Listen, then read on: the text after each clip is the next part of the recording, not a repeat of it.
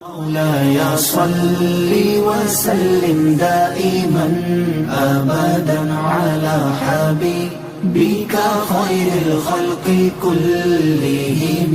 مولاي صل وسلم دائما أبدا على حبيبك خير الخلق كلهم. مولاي صل وسلم دائما أبدا. نحمده ونصلي ونسلم على رسوله الكريم. اما بعد فاعوذ باللہ من الشیطان الرجیم. بسم اللہ الرحمن الرحیم. فاذکرونی اذکرکم واشکروا لی ولا تکفرون. صدق اللہ العلی العظیم وصدق رسولہ النبی الکریم ونحن علی ذلک لمن الشاہدین والشاکرین والحمد للہ رب العالمین. حضرات گرامی، اللہ رب العزت کا انسان پر لمحہ لمحہ کرم اور احسان ہوتا ہے، اور اگر ہم دیکھیں تو انسان کو بہت ساری فضیلتوں سے میرے مولا نے نوازا ہے. پہلی فضیلت، پہلی شان اور پہلا جو عظمت اس کو عطا کی وہ یہ کہ اسے ساری مخلوق سے افضل بنایا ہے. لقد خلقنا الانسان فی احسن تقویم. قرآن خود کہتا ہے خوبصورت سانچے میں اس کو پیدا کیا. اس کا وجود، اس کا ڈھانچہ بڑا خوبصورت ہے. اور یہ کون کہہ رہا ہے؟ جس نے بنایا ہے. اور وہ کون ہے؟ احسن اللہ تبارک اللہ احسن الخالقین. اور اللہ سے بہتر مخلوق کو پیدا کرنے والا کوئی نہیں. وہ کہہ رہا ہے بہترین ہم نے انسان کو سانچے میں ڈالا ہے، فضیلت دی ہے. لقد کرمنا بنی آدم. بنی آدم کو ہم نے اپنی ساری مخلوق پر فضیلت دی، اشرف المخلوقات میں سے بنایا ہے. پھر اور رب کا کرم دیکھیے کہ جتنی بھی مخلوق ہے اللہ تعالیٰ کی، اس مخلوق کو خود قرآن کہتا ہے کہ ہم نے 3-4 حصوں میں تقسیم کیا ہے. کچھ تیر کر چلتے ہیں، کچھ رینگ کر چلتے ہیں، کچھ 4 پاؤں پر چلتے ہیں، کچھ فضا میں اڑتے ہیں. لیکن قرآن کہتا ہے یہ سارے اگر دیکھو تو سر ان سب کے جھکے جھکے ہیں.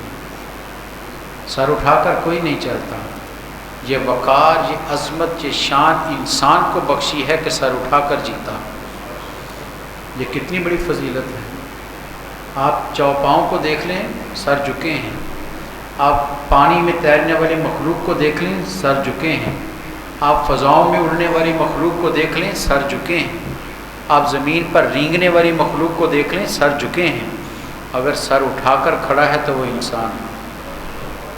یہ کرم ہے اللہ تعالیٰ کا. پھر اور سب سے بڑا جو اس کا کرم ہے، مخلوق ساری اس کی ہے، پیدا سب کو اس نے کیا ہے، لیکن انسان کو جو شرف اور مقام اور مرتبہ دیا ہے وہ کسی اور کو نہیں دیا. وہ کیا ہے کہ دنیا میں اپنا نائب اسے بنا دیا. نیابت الہی انسان کو بخشی گئی ہے. قرآن خود کہتا ہے نا، رب نے کہا ہے فرشتوں سے انی جاعل فی الارض خلیفہ، میں زمین پر اپنا نائب بنانے لگا ہوں. فرشتوں نے اعتراض کیا تھا ہم تیری حمد کرتے ہیں، ہم تیری تقدیس بیان کرتے ہیں، یہ لڑے گا، خون بہائے گا. لیکن اللہ نے کہا تھا انی اعلم ما لا تعلمون، جو میں جانتا ہوں تم نہیں جانتے. تو نیابت الہی انسان کو دی. خلیفۃ اللہ اسے کہا جاتا ہے. یہ بہت بڑا منصب ہے. زمین پر انسان اللہ کا نائب، اس نے اپنی نیابت اس کو بخشی ہے. پھر اور آپ دیکھیں رب کے انسان پر کرم،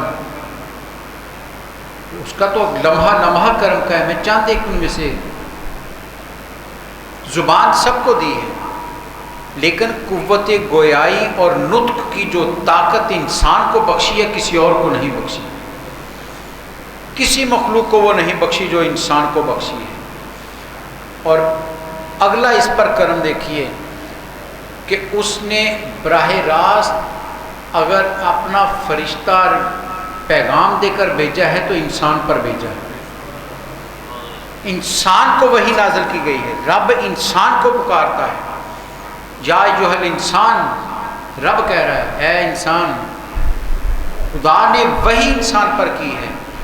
اور اس سے بڑھ کر مرتبہ اور دیکھیے، شان دیکھیے جو ہمیں انسانوں کو دی ہے اللہ تعالیٰ نے، کہ اس نے اپنے برگزیدہ نبی اور رسول کسی اور مخلوق سے پیدا نہیں کی، انسانوں میں سے پیدا کی، انسانوں میں سے نبی اور رسول بنائے ہیں۔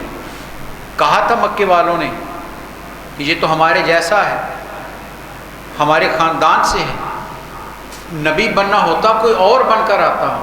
تو قرآن کہتا ہے اگر ہم ملک کریم کو فرشتہ نازل کر دیتے، کوئی جنات میں سے کسی کو بنا دیتے، تم تو اس کے خوف سے بھاگ جاتے۔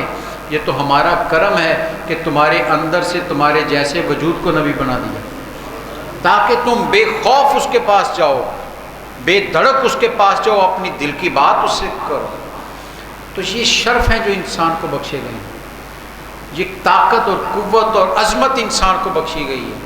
اور پھر اس سے بھی آگے دیکھیں، اللہ کی جتنی مخلوق ہے وہ ساری اللہ کے حکم کی پابند ہے، اپنی رضا اور مرضی نہیں کر سکتی۔ فرشتے سب سے بڑی طاقت کا مظہر ہیں اس کے، نوری مخلوق ہے، لیکن قرآن کہتا ہے یفعلون ما یؤمرون، جو ہم حکم دیتے ہیں وہی کرتے ہیں، اپنی مرضی نہیں کرتے۔ فرشتے کے بارے میں، جبریل کے بارے میں ایک روایت میں ہے کہ زمین پر کھڑا ہو تو اس کا سارا آسمان کو لگتا ہے، پر پھیلا دے تو پوری کائنات اس کے پروں کے نیچے آ جاتی، اتنی طاقت اس کی ہے، اتنی قوت اس کی ہے کہ عرش بری پر رہنے والا حضرت یوسف علیہ السلام کے بھائیوں نے رسی کاٹ دی کنویں میں گرنے سے پہلے، رب نے کہا جبریل میرے نبی کو پانی میں گرنے نہیں دینا۔ طاقت اور قوت اتنی ہے اس کی کہ وہاں سے چلے، پانی میں گرنے سے پہلے ان کو تھام لیا، یہ قوت ہے۔ حضرت ابراہیم علیہ السلام نے چھری بیٹے کی گردن پر رکھ دی تھی، رب نے کہا جبریل جاؤ جنت سے جانور لے جاؤ، اور چھری چلنے سے پہلے جانور کو سامنے پیش کر دیا۔ لیکن اتنی طاقت اور قوت رکھنے والا فرشتہ بھی اپنی مرضی نہیں کر سکتا، اللہ کے حکم کا پابند ہے، مجبور محض ہے وہ کچھ نہیں اپنی مرضی سے۔ باقی ساری مخلوق کو بھی دیکھ لیں، چاند کو چاندنی بکھیرنے کا پیغام ملا ہے، قیامت تک بکھیرتا چلا جا رہا ہے۔ سورج کو کہا ہے کہ تم نے دن میں روشنی دینی ہے، وہ رکا نہیں آج تک۔ پھول میں خوشبو رکھی ہے تو پھول خوشبو دیتا ہے، کبھی اس کے بغیر رہا نہیں۔ کانٹے سے کہا ہے کہ تم نے اگر کوئی تمہیں چھوئے تو تم نے اس کے جسم میں چبھ کر اس کو تکلیف دینی ہے، کانٹا وہی کام کر رہا ہے۔ ہر مخلوق جو اس نے پیدا کی ہے وہ اللہ کے حکم کی پابند ہے، اگر اختیار دیا ہے تو فقط انسان کو دیا ہے۔ اِنَّا هَدَيْنَاهُ السَّبِيلَ إِمَّا شَاكِرًا وَإِمَّا كَفُورًا، راستے بتا دیے ہیں، اب تمہاری مرضی، شکر گزار بندے بن کر جنت کا راستہ اختیار کرتے ہو یا کفر کر کے دوزخ کا راستہ اختیار تمہارے۔ بھوک لگی ہے، کھانا سب نے کھانا ہے، تم محنت کر کے حلال سے کھاتے ہو یا ڈاکہ مار کر چوری کر کے کھاتے ہو، اسی پر یہ اختیار انسان کو دیا گیا ہے، اور اسی اختیار پر اس پر امتحان رکھ دیا گیا۔ امتحان بھی اسی چیز کا ہے، کسی مخلوق کا امتحان نہیں ہے، امتحان بھی انسان کا ہے۔ اختیار دیا ہے تو امتحان بھی ساتھ رکھ دیا، اور یہ ذہن رکھیں کہ امتحان ہر چیز پر نہیں لیا جائے گا، نہیں پوچھا جائے گا تو فلاں خاندان میں کیوں پیدا ہوا، نہیں پوچھا جائے گا کہ تیرا رنگ روپ کیا ہے، یہ کیوں ایسا ہے، نہیں۔ قرآن کہتا ہے یصورکم فی الارحام کیف یشاء، ماں کے رحم میں ہم جیسی چاہتے ہیں تصویر بنا دیتے ہیں۔ یہ تصویر ہماری بنائی ہوئی ہے، تمہارا اس میں اختیار نہیں ہے، اس لیے قیامت میں سوال نہیں ہوگا تو گورا کیوں، تو کالا کیوں ہے، تیرا قد چھوٹا کیوں، تیرا قد بڑا کیوں ہے، تو فلاں خاندان سے کیوں ہے، یہ سوال نہیں ہوگا انسان سے۔ آنکھ دی ہے اس پر سوال نہیں ہوگا، سوال یہ ہوگا کہ آنکھ نے دیکھنا تھا، دیکھنے کی ہم نے دی تھی، سوال یہ ہے کہ کیا وہاں تک دیکھا جہاں تک دیکھنے کا حکم تھا یا آگے بھی بڑھ گئی۔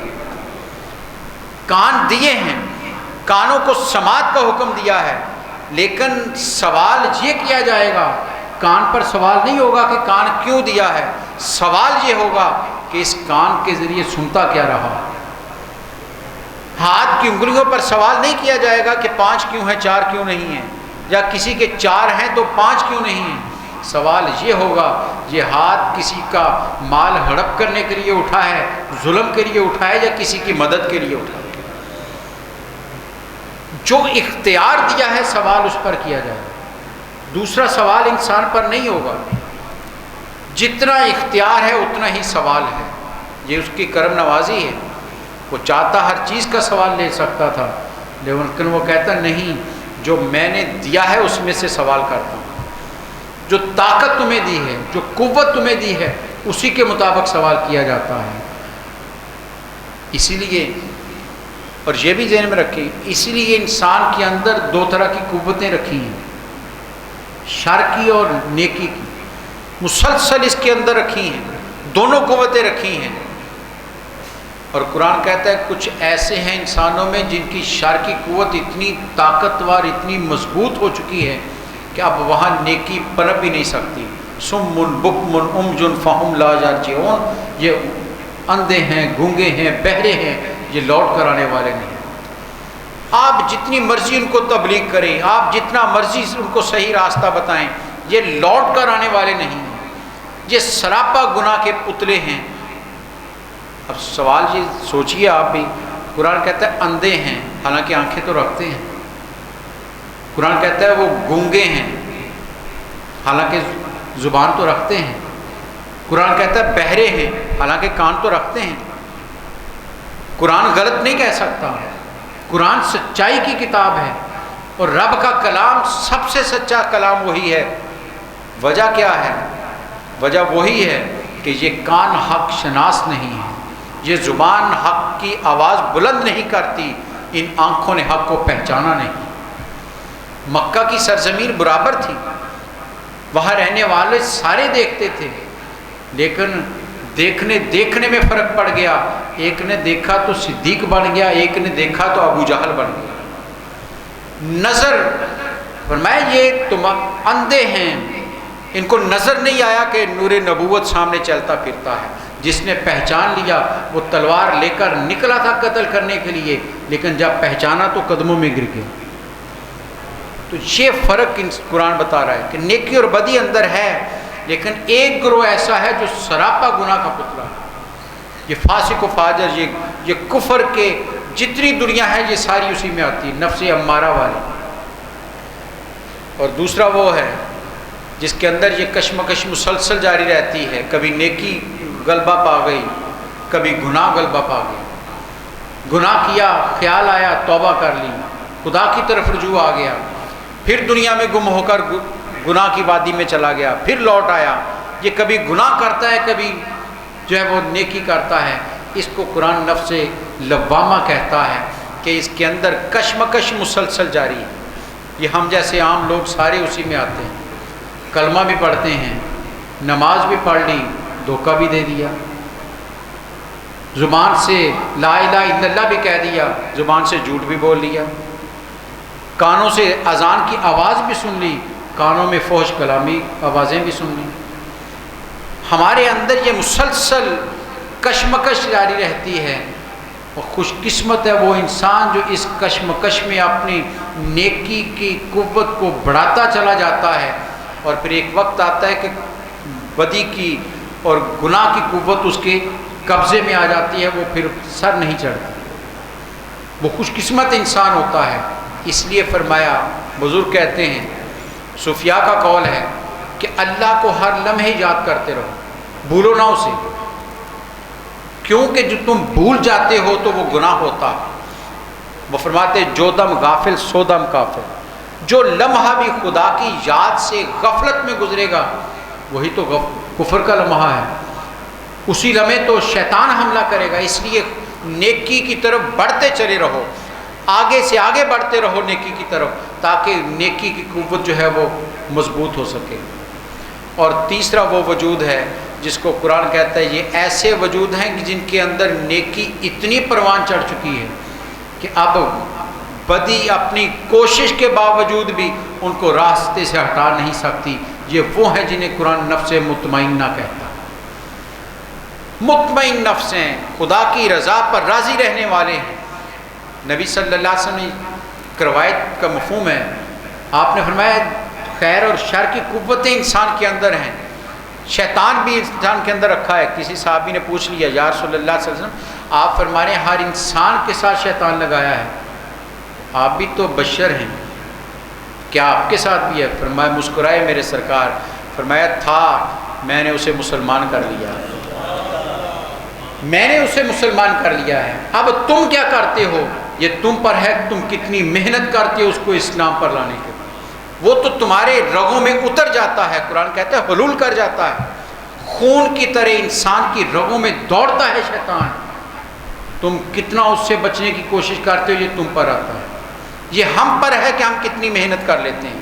لیکن جو اللہ کی رضا پر سراپا عاجز و انکساری کے ساتھ زندگی بسر کرتا ہے، ہر لمحہ سر سجدے میں رہتا ہے، اسے قرآن کہتا ہے یہ نفس مطمئنہ ہے، یہ ہر حال میں میری رضا پر راضی رہنے والا ہے۔ دنیا میں یکساں حالات نہیں رہتے، اتار چڑھاؤ انسانی زندگی کا ایک حسن ہے، تلک الایام نداولها بین الناس، قرآن کہتا ہے ہم دن بدلتے رہتے ہیں، آج خوشی ہے کل غمی آئے گی، آج صحت ہے کل بیماری آئے گی، آج عروج ہے کل زوال آئے گا، آج دولت ہے کل محتاجی آئے گی۔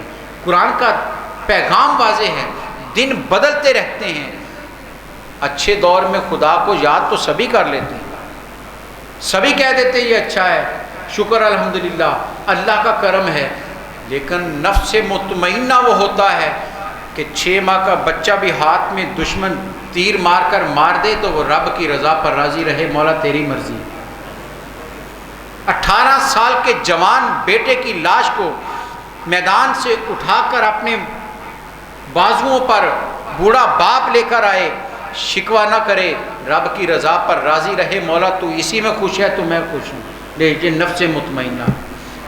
حالات بدلتے رہتے ہیں، مشکلات آتی ہیں، لیکن جو اللہ کی رضا پر راضی رہنے والا ہے وہ کبھی شکوہ نہیں کرتا، اس کے ہاں اللہ کا ہر حال میں شکر ہوتا ہے، اسے خبر ہے جو ملا ہے اس نے دیا ہے، اگر گیا ہے تو اس کی رضا سے گیا۔ قرآن نے کہا ہے نا سورہ بقرہ میں کہ ہم تمہیں ضرور آزمائیں گے، وَلَنَبْلُوَنَّكُمْ بِشَيْءٍ مِّنَ الْخَوْفِ وَالْجُوعِ، ہم ضرور آزمائش میں ڈالیں گے، لام تاکید کا ہے، قرآن تاکید کر رہا ہے، ہم آزمائش میں ڈالیں گے تمہیں۔ مولا کس چیز میں؟ فرمایا کبھی بھوک دے کر، کبھی خوف دے کر، کبھی رزق میں کمی کر کے، کبھی اولاد میں کمی کر کے، فرمایا تمہیں آزماتے رہیں گے ہم، یہ آزمائشیں آتی رہیں گی، کامیاب کون ہے؟ قرآن خود ہی بیان کر رہا ہے، فَبَشِّرِ الصَّابِرِينَ الَّذِينَ اِذَا أَصَابَتْهُمْ مُصِیبَةٌ قَالُوا إِنَّ لِلَّهِ وَإِنَّا إِلَیْهِ رَاجِعُونَ۔ قرآن خود ہی بتا رہا ہے کہ بشارت ان صبر کرنے والوں کے لیے، خوشخبری ان لوگوں کے لیے کہ جو ان مشکلات پر میری رضا پر راضی رہتے ہیں، قرآن کہتا ہے ان کے لیے بشارتیں ہیں، خوشخبری قرآن دے رہا ہے، بشارت دے رہا ہے کہ یہ وہ مقرب لوگ ہوتے ہیں، یہ اللہ کے چنیدہ لوگ ہوتے ہیں کہ جن کے وجود سے اللہ کی رضا پر آمین ہی نکلتا ہے، شکوہ نہیں نکلتا۔ یہ انبیاء کرام ہیں، صحابہ کرام ہیں، اولیاء امت ہیں، اللہ کے ولی ہیں جن کے اندر یہ مقام جن کو حاصل ہوتا ہے۔ پڑھ لیجیے آپ صوفیہ کی تاریخ کو، جناب رسالت مآب صلی اللہ علیہ وسلم کی سیرت کو پڑھ کر دیکھ لیجیے۔ ام المومنین فرماتی ہیں رضی اللہ تعالیٰ عنہ، اب ذرا توجہ سے سنیے گا، آج ہم شکوہ بہت کرتے ہیں، آج کا انسان بہت جلد باز ہو گیا، شکوے کرنے لگ گیا ہے، کائنات کا سب سے بڑا وجود، اور ام المومنین آپ گواہی دے رہی ہیں، فرماتی کئی دن ایسے گزرتے تھے جب ہمارے گھر میں چولہا بھی نہیں جلتا تھا۔ یہ کس کا گھر ہے؟ مالک کونین ہیں، گو پاس کچھ رکھتے نہیں، دو جہاں کی نعمتیں ہیں ان کے خالی ہاتھ ہیں، ساری کائنات کو تقسیم کر رہے ہیں، سب کو دے رہے ہیں، اور گھر کی کیفیت کیا ہے، کئی کئی دن تک کھانے کو چولہا نہیں جلتا۔ کوئی شکوہ آیا زبان سے، کوئی شکایت نکلی زبان سے؟ کہہ سکتے تھے مولا مجھے تو طاقت یہ دی ہے کہ انگلی اٹھاؤں چاند قدموں میں آ جائے، مجھے تو قوت یہ دی ہے کہ میں پتھر کی طرف اشارہ کروں تو پتھر کی کپ کپی ختم ہو جائے، مجھے یہ شان تو نے بخشی ہے کہ میں کافر کے ہاتھ میں کنکر کو اشارہ کروں تو وہ میرا کلمہ پڑھنے لگ جائے، میرے گھر میں کھانا کیوں نہیں؟ میں تو وہ طاقت رکھتا ہوں کہ تبوک سے واپس آ رہے تھے، راستے میں صحرا آ گیا، صاحب پڑاؤ کر دیا، صحابی بھاگے ہوئے آئے، یا رسول اللہ صلی اللہ علیہ وسلم پانی ختم ہو گیا۔ فرمایا کسی کے پاس ہو؟ کہا یا رسول اللہ کسی کے پاس بھی نہیں، جانوروں کے لیے بھی نہیں، انسانوں کے لیے بھی نہیں، اور دور دور تک پانی کا نشان نہیں۔ آپ نے کہا گھبرا کیوں گئے ہو، دیکھو کسی کے پاس کوئی تھوڑا سا ہو۔ ایک صحابی نے کہا یا رسول اللہ صلی اللہ علیہ وسلم ایک پیالے میں 2 گھونٹ پانی ہے، پر میں لے آؤں۔ لے آئے، میرے نبی رحمت صلی اللہ علیہ وسلم سخا کا سمندر ہیں، جود و سخا کا پیکر ہیں۔ صحابی کہتے ہیں آپ نے اپنا دست شفقت، قدرتوں والا ہاتھ، رحمتوں والا ہاتھ اس پانی کے پیالے میں رکھا اور کہا اپنے برتن لیتے آؤ اور پانی بھرتے چلے جاؤ۔ صحابہ کہتے ہیں ہم دیکھ رہے تھے آپ کی انگلیوں سے یوں پانی بہ رہا تھا جیسے چشمے پھوٹتے ہیں، جتنے لشکر کے افراد تھے سب نے اپنا پانی بھر لیا، جانوروں کے لیے پانی بھر لیا، لیکن پانی ختم نہیں ہو رہا تھا۔ یہ شان رکھنے والا رسول گھر میں کئی کئی دن تک چولہا نہیں جلتا، کوئی شکوہ نہیں کیا ہے، مطمئن ہے رب کی رضا پر۔ خندق میں صحابی بھاگے ہوئے آئے، یا رسول اللہ صلی اللہ علیہ وسلم قمیض اٹھائی اپنے پیٹ پر سے، یا رسول اللہ اتنی بھوک کا عالم ہے، پتھر باندھا ہے تاکہ کمر سیدھی رہے۔ مسکرائے میرے سرکار، یہ ہوتا ہے قائد، یہ ہوتا ہے رہنما۔ مسکرائے میرے نبی صلی اللہ علیہ وسلم، میں ادھر آ جاؤ، قریب کیا، اپنے شکم مبارک سے قمیض اٹھائی۔ صحابہ حیران رہ گئے کہ میرے سرکار نے 2 پتھر باندھے۔ اس عالم میں بھی شکر ہے رب کا، اس کی رضا پر راضی رہنے والے یہ نفس مطمئنہ کے سرخیل ہیں میرے سرکار صلی اللہ علیہ وسلم۔ اور صحابہ اکرام کی ہسٹری پڑھ لیجیے، کیا تھا ان کے پاس؟ کھانے کو کچھ نہیں، پہننے کو، کہا بدر کی جنگ کے لیے نکلو، سوال ہو سکتا تھا۔ اور آج کا مورخ جو ذرا اپنے آپ کو لبرل کہتا ہے وہ ضرور قلم اٹھاتا ہے کہ یہ جنگ کا کیا طریقہ تھا۔ ادھر 1000 کا لشکر جو سر سے پاؤں تک مسلح ہے، ہر سامان حرب ان کے پاس ہے، ادھر تو کچھ بھی نہیں ہے۔ بعض کہتے ہیں کہ صحابی ایسے بھی تھے جن کے پاس خود کہاں سے آتا، زرہ کہاں سے آتی، تن ڈانپنے کے لیے پورا کپڑا بھی نہیں تھا، لیکن مطمئن کتنے تھے۔ سرکار نے کہا نکلو تو کہا یا رسول اللہ ہم حاضر ہیں، ہم حاضر ہیں۔ نظر آ رہا تھا سامنے دشمن ہے، ہاتھ میں تلوار نہیں ہے، اس کے پاس تلوار ہے، میرے پاس زرہ نہیں ہے، وہ پورے لوہے میں ڈوبا ہوا ہے۔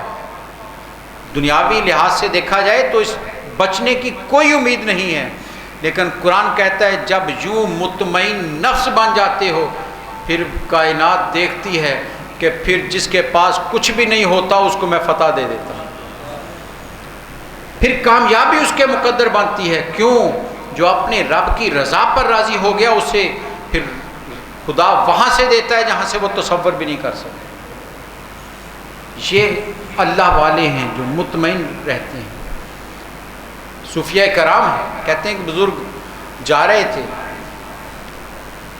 راستے میں خیال آیا، مسجد سے نکلے خیال آیا کہ عبادات کرتا ہوں، ریاضت کرتا ہوں، سجدے کرتا ہوں، قیام کرتا ہوں، اتنی عبادت کرتا ہوں، اللہ کو راضی کرنے کی کوشش کرتا ہوں، دنیا سے بڑا بہتر ہوں، لیکن میرے پاؤں میں جوتا ہی نہیں، میرے پاؤں میں جوتا ہی نہیں ہے۔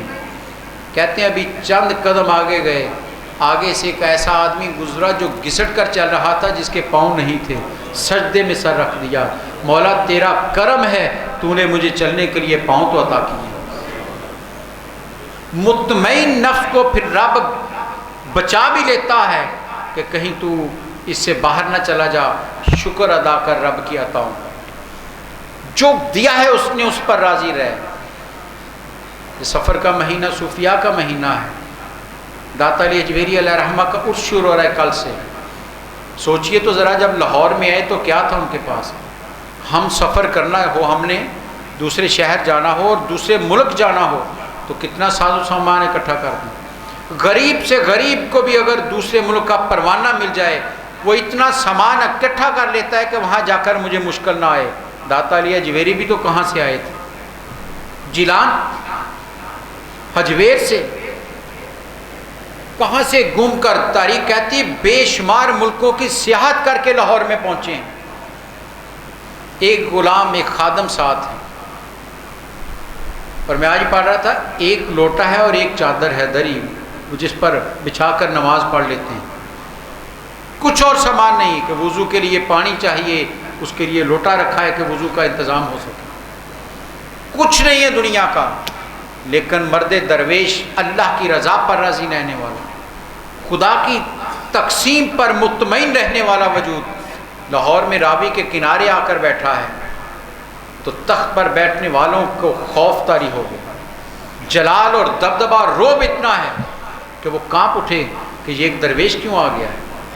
خواجہ اجمیری آ کر اجمیر میں بیٹھے تو گورنر نے کو خبر ہوئی تو کہا ان کو راستے سے اٹھا دو۔ ہرکارے آئے، بڑی کوشش کی اس بابے کو اٹھا دیا جائے، پر میں نہیں، اللہ والا جہاں بیٹھ جاتا ہے وہ اٹھتا نہیں ہے۔ گورنر کو خوف تھا کہ یہ راستے میں جو بیٹھا ہے یہ ایسے نہیں بیٹھ گیا، یہ اللہ کا بندہ ہے اور اس کے وجود سے دنیا کو خیر ملتا ہے۔ مطمئن وجود ہیں۔ بابا فرید شکر گنج علیہ رحمہ کے بارے میں آپ نے قبلہ ڈاکٹر صاحب سے بارہا سنا۔ خواجہ نظام الدین اولیاء کہتے ہیں کئی دن تک کھانے کو کچھ نہیں ملتا تھا، کئی دن تک کھانے کو کچھ نہیں ملتا تھا، لیکن شکوہ نہیں کیا۔ رب کی رضا پر راضی رہنے والے وجود ہیں کہ پھر دنیا سے چلے بھی گئے ہیں تو دنیا کے دل رب نے پھیر دیے کہ آؤ میرے بندوں کی طرف آؤ، فذکرونی اذکرکم۔ قرآن کا واضح پیغام ہے، ارے میرا ذکر کرو، اتنا ذکر کرو، اتنا ذکر کرو کہ پھر کائنات میں تمہارا ذکر میں عام کر دوں۔ شرط یہ ہے کہ تم مجھے یاد کرو، میرا ذکر کرو، آؤ میرے ذکر کی طرف، مطمئن نفس رکھو، پھر رب کس طرح نوازتا ہے انسان سوچ بھی نہیں سکتا۔ یہ واقعہ بڑا مشہور ہے، آپ نے شاید پہلے بھی سنا ہو۔ حضرت ابراہیم ادم علیہ رحمہ صوفیاء کے اولین صوفیاء میں سے، قدیم صوفیاء میں سے بہت بڑا نام ہے۔ آپ کو اللہ نے ایک ریاست کی حکمرانی بھی دی تھی، نیک دل تھے، عبادت بھی کرتے تھے، حکومت بھی کرتے تھے۔ ایک رات سوئے تو چھت پر کسی کے دوڑنے کی آواز آئی۔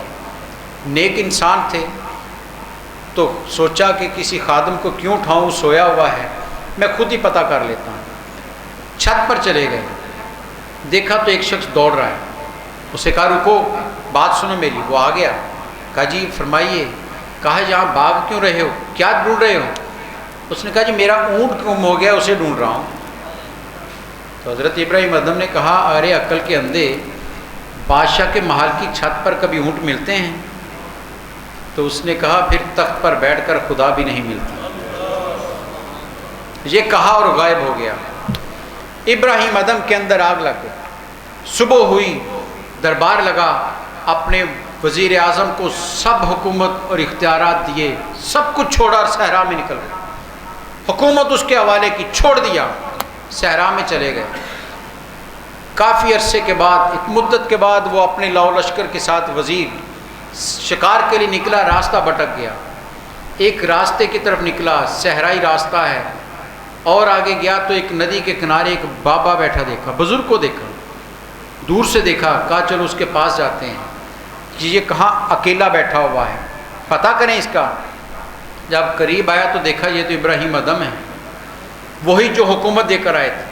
بیٹھ گیا، انہوں نے بھی پہچان لیا، حال احوال ہوا، خیریت دریافت کی گئی، کچھ باتیں ہوئیں تو وہ وزیر کہنے لگا، اب دیکھا تو وہ ابراہیم ادم سلائی کر رہے ہیں اپنے کپڑے کو، سوئی پکڑی ہے، ٹانکا لگا رہے ہیں۔ کہنے لگا حضرت اب سوچتے ہوں گے جذباتی فیصلہ کر لیا، جذبات پہ آ گئے، کہاں ایک اشارے پر غلام باغی آتے تھے، ریشم و کم خواب کا لباس ہوتا تھا، ریشم و کم خواب کا بستر ہوتا تھا، اب کہاں ریت پر بیٹھے ہوئے ہیں، خود ہاتھ سے سلائی کر رہے ہیں۔ مسکرائے ابراہیم ادم، یہ نفس مطمئنہ والا وجود، مسکرائے، اور جو سوئی ہاتھ میں تھی وہ ندی میں پھینک، اور کہا اپنی لشکریوں سے کہو اسے ڈھونڈ دے۔ وہ کہنے لگا حضرت پہلے تو شک تھا، اب یقین ہو گیا کہ آپ اپنے حواس کھو بیٹھے ہیں، آپ عقل میں نہیں ہیں، ورنہ ندی سے کون سوئی تلاش کر سکتا ہے۔ مسکرائے، ندی کی طرف اشارہ کیا تو مچھلی منہ میں سوئی لے کر باہر آ گئی۔ ابراہیم ادم نے پکارا اس وقت، ارے بتا وہ حکومت بہتر تھی یا یہ حکومت بہتر ہے؟ قرآن کہتا ہے فَاذْكُرُونِی أَذْكُرْكُمْ، ارے مجھے یاد کرو، پھر کائنات کا ذرہ ذرہ تمہارے حکم کا تابع ہو جائے گا، تمہاری بات کو مانے گا۔ پہلے میری مان کر دیکھو، میری رضا پر راضی رہ کر دیکھو، میرے بن کر تو دکھاؤ۔ جب تم میری رضا پر راضی رہو گے پھر کائنات ساری، اقبال نے کہا تھا، پکارا تھا اقبال یہاں پر، نہ پوچھ ان خرقہ پوشوں کی، ارے بظاہر تو وہ ایسے ہیں کہ ایک چادر سی اوڑی ہوئی ہے، پیوند لگے ہیں، نہ پوچھ ان خرقہ پوشوں کی، ارادت ہو تو دیکھ ان کو، ید بیضا لیے بیٹھے ہیں اپنی آستینوں میں۔ اور ید بیضا کیا ہے؟ یہ حضرت موسیٰ علیہ السلام کا معجزہ ہے جس کا قرآن ذکر کرتا ہے کہ اپنی بغل سے ہاتھ نکالتے تو چاند کی طرح چمکتا تھا۔ اقبال کہتا ہے اللہ والے ایسے ایسے ہیں کہ وہ چاہے تو اس طرح کا معجزے دکھا سکتے ہیں، یہ شان وہ رکھتے ہیں۔ تم ظاہری حالت پر آ جاؤ، میرے رسول صلی اللہ علیہ وسلم کی حدیث سنیے، فرمایا لوگوں سنو، دنیا میں ایسے بہت سے لوگ ہیں جن کے بال بکھرے ہوئے ہیں، گرد آلود ہیں، کپڑے پھٹے ہوئے ہیں، لوگ انہیں مخبوط الحواس کہتے ہیں، لیکن اللہ رب العزت کی قسم کھا کر وہ جو کہہ دے میرا مولا اس کو پورا کر دیتا ہے۔ فرمایا اللہ اس کو پورا کر دیتا ہے۔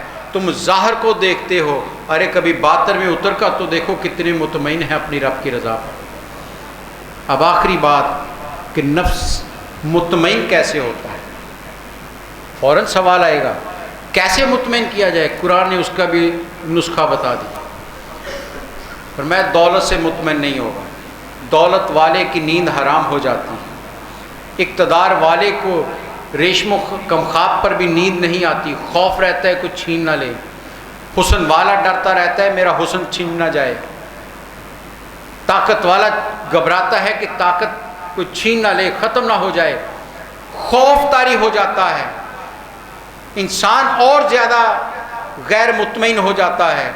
قرآن کہتا ہے اطمینان چاہتے ہو آؤ تمہیں ابدی نسخہ دیتے ہیں، الا بذکر اللہ تطمئن القلوب، آگاہ رہو، خبردار، ارے اطمینان قلب چاہتے ہو تو میرے ذکر میں آ جاؤ، ذکر الہی تمہیں اطمینان بخشے گا، کوئی اور چیز اطمینان نہیں دے سکتی۔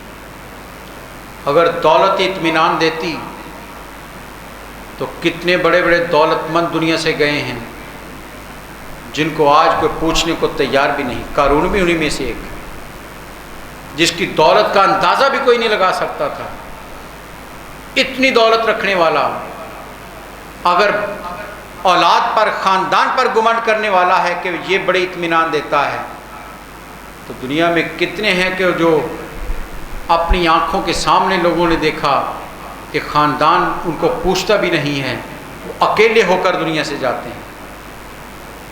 ہر ایک کا نظارہ ہم نے کیا ہے۔ قرآن کہتا ہے اطمینان چاہتے ہو تو میرے ذکر میں آ جاؤ، یاد کرو مجھے۔ اور یاد کیسے کرنا ہے؟ فَاذْكُرُونِی، ہر لمحہ میری یاد میں رہو۔ صرف یہی یاد نہیں کہ نماز یاد ہے، نماز یقیناً اس کے ذکر کا بہترین ذریعہ ہے۔ قرآن خود کہتا ہے اقم الصلاۃ لذکری، ذکر کرنا چاہتے ہو نماز میں آ جاؤ، میرا ذکر نماز میں ہے۔ لیکن رب کی دین پر راضی رہنا بھی تو عبادت ہے، یہ بھی تو اطمینان ہے، ذکر ہے کہ مولا جو تو نے دیا میں اس پر راضی ہوں، یہ بھی تو یاد کرنے کا ایک بہانہ ہے۔ پوری زندگی رب کی دین پر، تقسیم پر راضی رہو، اطمینان ملتا ہے۔ آخری حدیث سنا کر بات کو ختم کرتے ہیں۔ میرے اور آپ کے کریم آقا صلی اللہ علیہ وسلم نے فرمایا، اللہ کہتا ہے میرا جو بندہ میرے تھوڑے دیے ہوئے پر راضی ہو جاتا ہے، میں قیامت میں اس کے تھوڑے اعمال پر راضی ہو جاؤں گا۔ کتنی بڑی خبر ہے، سوچئے تو صحیح۔ یہ اس کا پیغام ہے جس نے کائنات کو پیدا کیا، یہ اس کا پیغام ہے جس نے حساب لینا ہے، یہ اس کا پیغام ہے جس نے جنت اور دوزخ کو تیار کیا ہے۔